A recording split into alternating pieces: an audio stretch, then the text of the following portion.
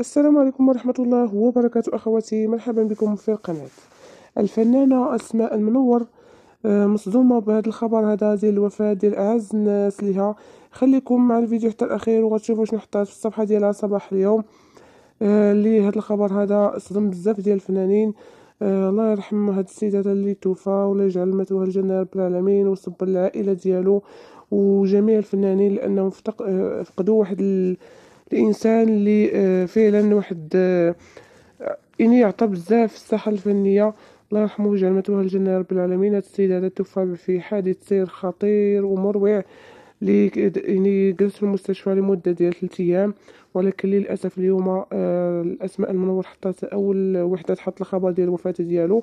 كتقول: إنا لله وإنا إليه راجعون، أسلمت الروح إلى بارئها، وداعا صديقي ورفيق المشوار والدرب، إن العين تدمع والقلب يحزن، ولا نقول إلا ما يرضي ربنا، وإنا لفراقك يا أحمد هبيشة لمحزنون. وداعا المايسترو وأحد أمهر عازفي الكمان، الفنان صاحب الابتسامة والقلب الطيب، أحمد هبيشة. صراحة وقت ما كتشوفوني مع الفرقة الموسيقية دائما الوجه ديالو مبشور، دائما مبتسم. الله بغاه وداه، ولكن ديك الطريقة ديال الوفاة ديالو حادث. الله يرحمه ويجعله من أهل الجنة.